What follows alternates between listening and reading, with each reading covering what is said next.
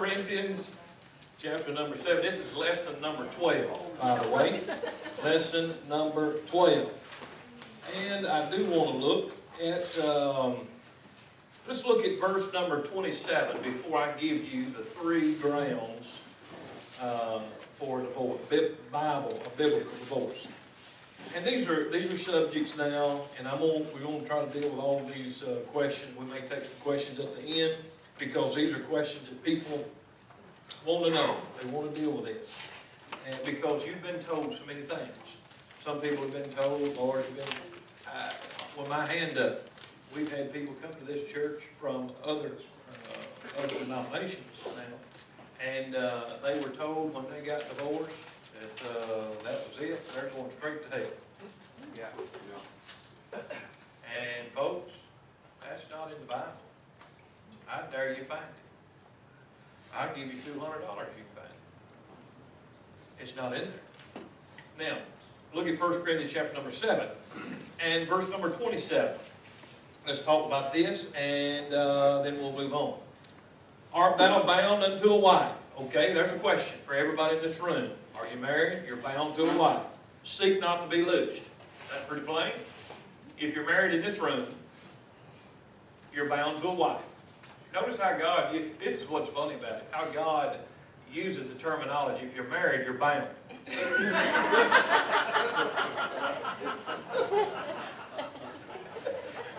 You know the old chain and ball, you know?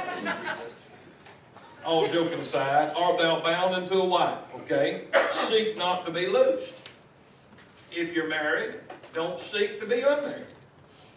Art thou loosed from a wife? In other words, are you either single or had scriptural grounds for divorce? Are you loosed from a wife? Okay, seek not a wife.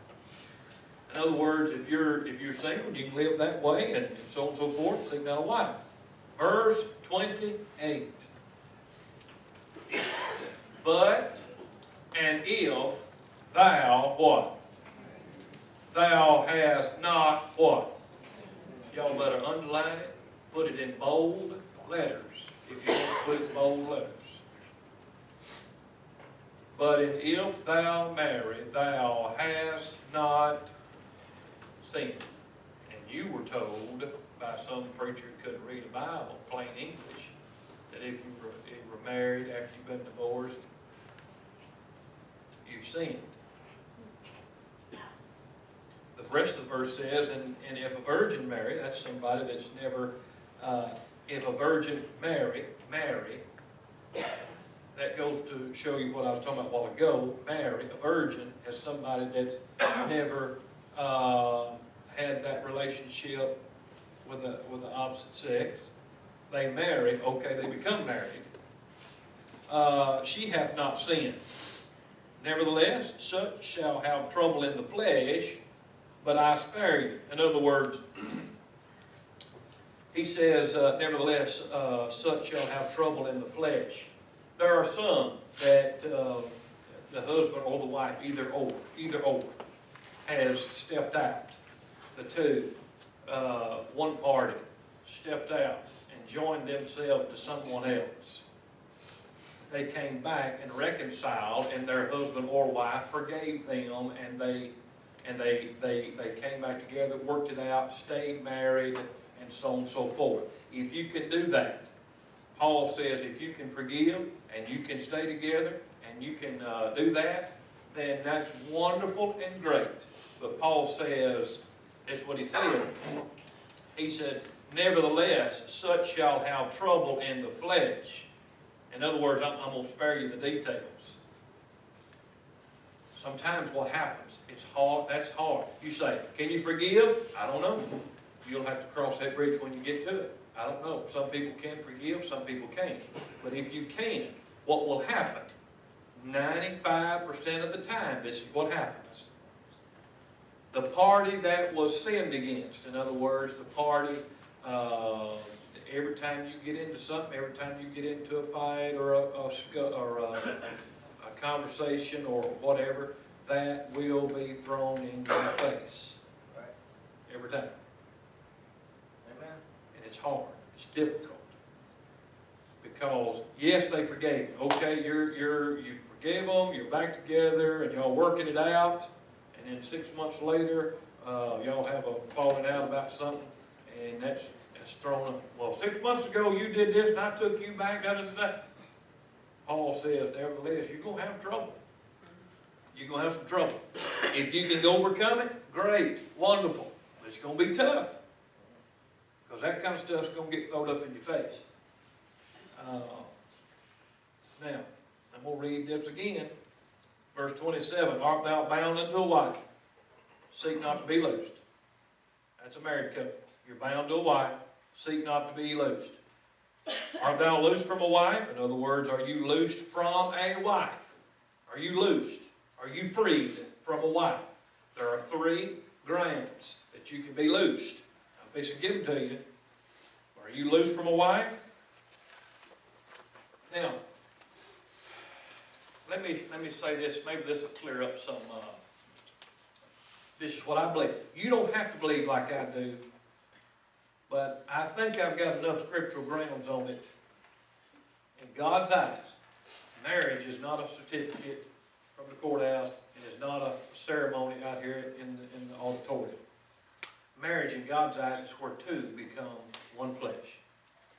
Now, if that's true, listen to me real good. If that's true, then if God doesn't recognize the piece of paper that says you're married, but 2 becoming one flesh constitutes a marriage, then in God's eyes, what constitutes a divorce is when the 2 stop coming together as one. And you may be divorced and don't even have a piece of paper that says you're divorced. Everybody got that?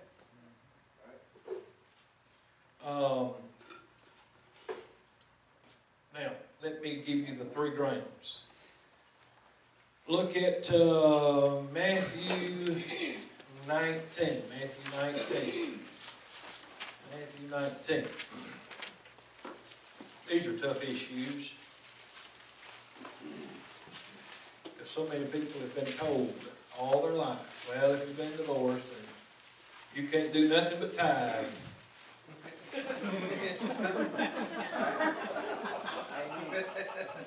Why is it that divorced people can't do nothing in the church no more, and they'll let you tithe?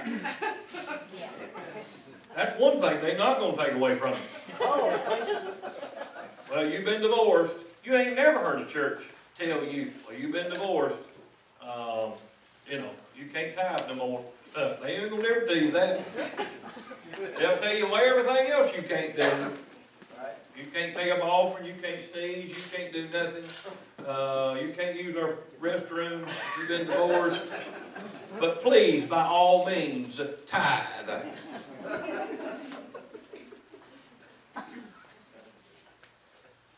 And you're looking at one preacher, and I'm looking into the camera because I got some preacher friends that do not agree on this issue, and they treat divorced people as second-class citizens, and you're wrong for doing it, and you know you're wrong for doing it. That Bible has forgiveness in that Bible, and divorce is not the unpardonable sin. Amen. Amen. Matthew 19. Matthew 19. Let's look at verse. Look at verse 5. Verse 5. Jesus talking, for this call, Jesus is talking, and said, for this call shall a man leave father and mother, and shall cleave to his wife, and they twain shall be one flesh. Wherefore, they are no more twain, but one flesh. What therefore God hath joined together, let not man put asunder. If God's put you together, and both parties are saved, then God has sanctioned that marriage, and He's put you together. If 2 unsaved people get married, they join together. Yes, they went. and got them a little certificate, and they're married as far as the county and the state, the laws of the land are concerned. But if two unmarried people get married, God doesn't sanction that. Verse 7, they say unto him, why did Moses then command to give a writing of divorcement and put her away? He said unto them, Jesus talking, Moses, because of the hardness of your heart, suffered you to put away your wives. But from the beginning it was not so. In the beginning it wasn't so. Adam and Eve, there was no divorce in Adam and Eve's day. But the longer you went, the hardness of people's hearts and situations that come up, God had to orchestrate or design that particular system of a bill of divorcement. That's what Jesus said. Look at verse 9. Qualification number 1, if you get divorced, here's the first one.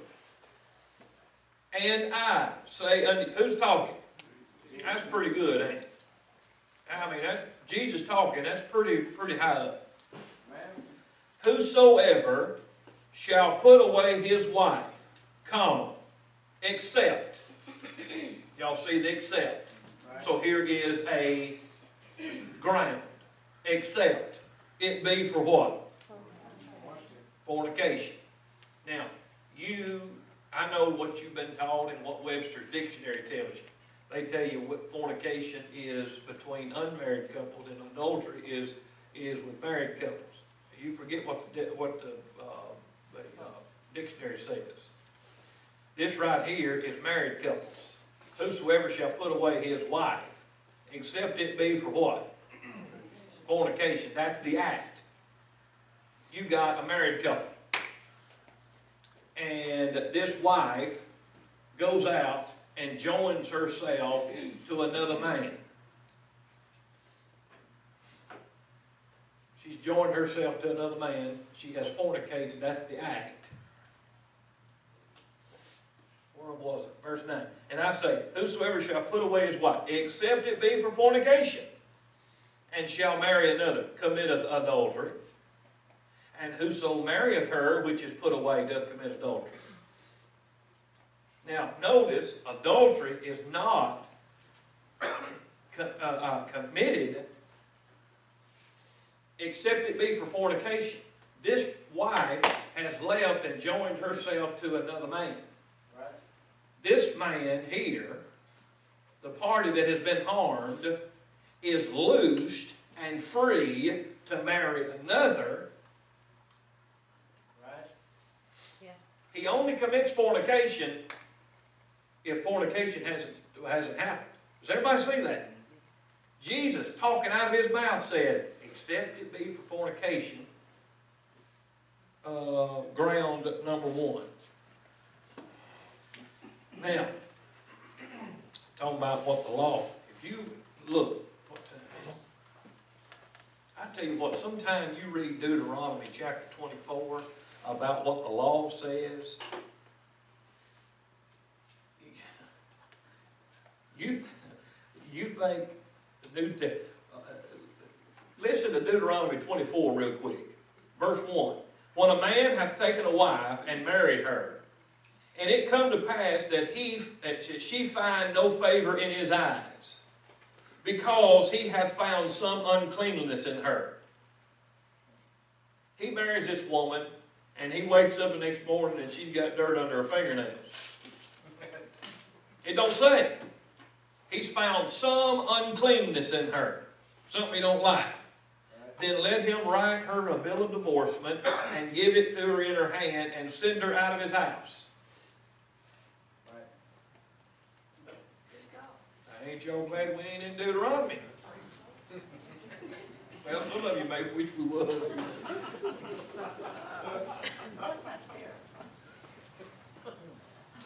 I mean, go on and read. Just write her down and read it when you get home. Deuteronomy 24, 1, 2, 3, and 4. And read what Deuteronomy says. And see if that don't send you into orbit.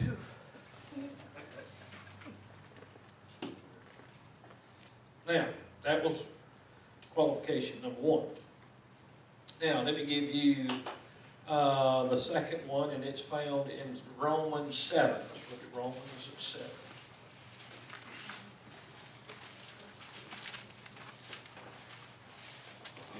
Romans 7.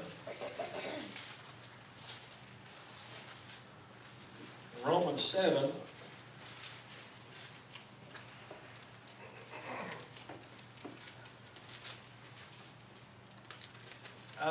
Verse 1.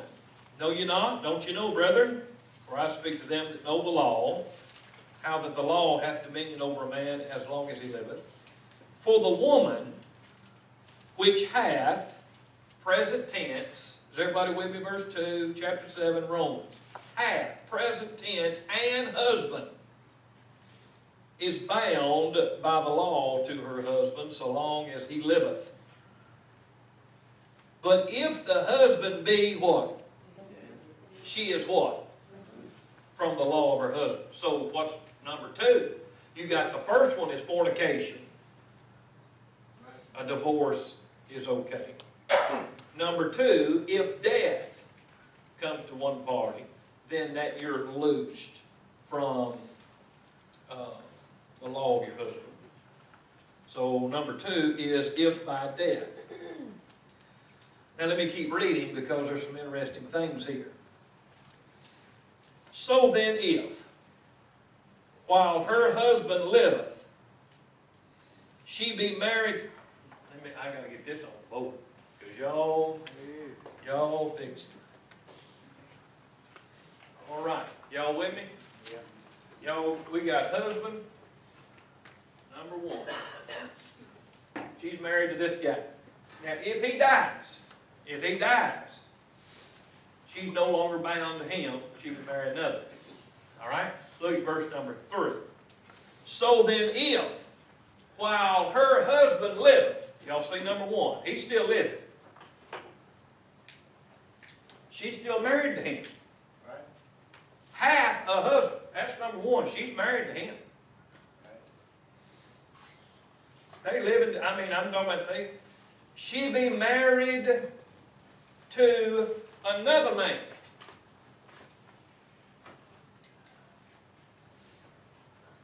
Now that don't mean go down to the courthouse and get and all that. She's married to this fella. They live in the same house. They sleep in the same bed. And then if she be married to another, what's the definition of married? Two become one flesh. She leaves this fella and goes marries, joins flesh with this fella. She be married to another man. She shall be called a what? But if her husband be dead, she is free from that law, so that she is no adulteress, though she be married to another man. So that has nothing to do with, she's married to this fella, hath a husband. Verse 2, hath present tense, husband. And she wakes up one morning and says, meets this fella down at work, and so she joins herself with this fella, and this fella's still living, and she got 2 husbands. Everybody see that? Number 2 is death. Then, number 3 is found in 1 Corinthians chapter 7, where we were just at. 1 Corinthians chapter 7, where we were just at.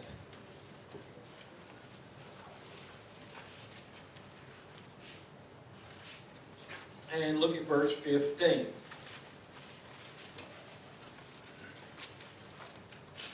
But if the unbelieving depart, let him depart. A brother or a sister is not under what? If you're not in bondage, then you're what? Free. In such cases, God has called us to peace. Y'all see that? But if the unbelieving depart, let him depart.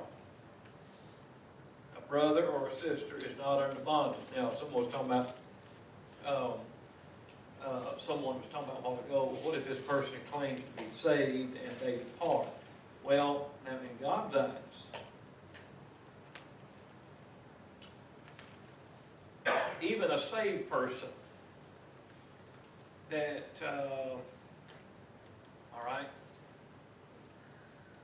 let's say your saved wife departed, and she did not want to stay joined with you, and she went and joined herself to someone else. God treats, now she's saved, with me, she's saved, can't lose salvation, she's saved. God treats her as an unbelieving party.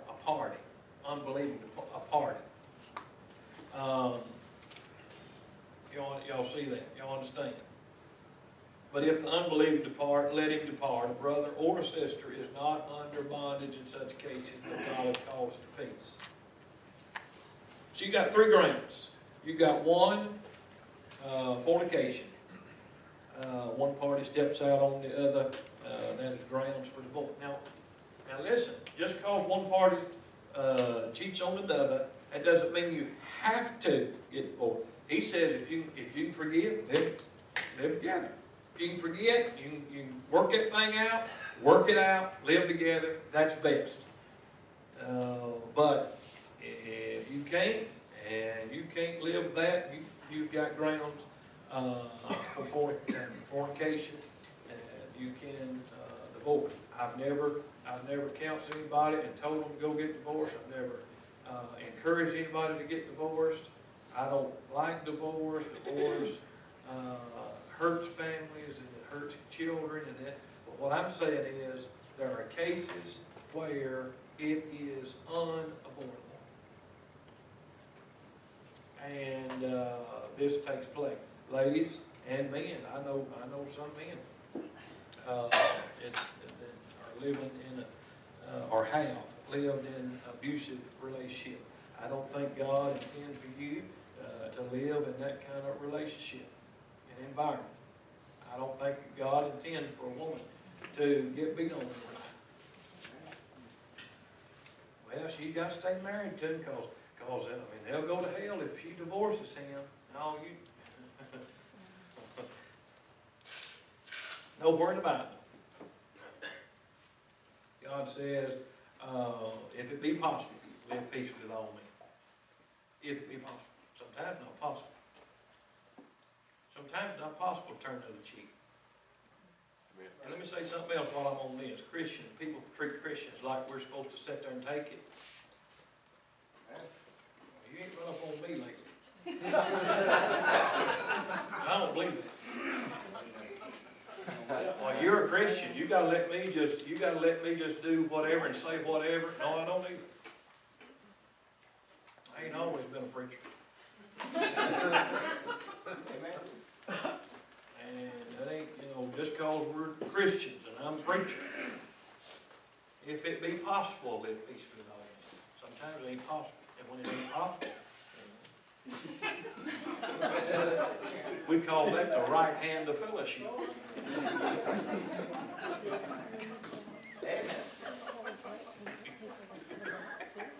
There you go.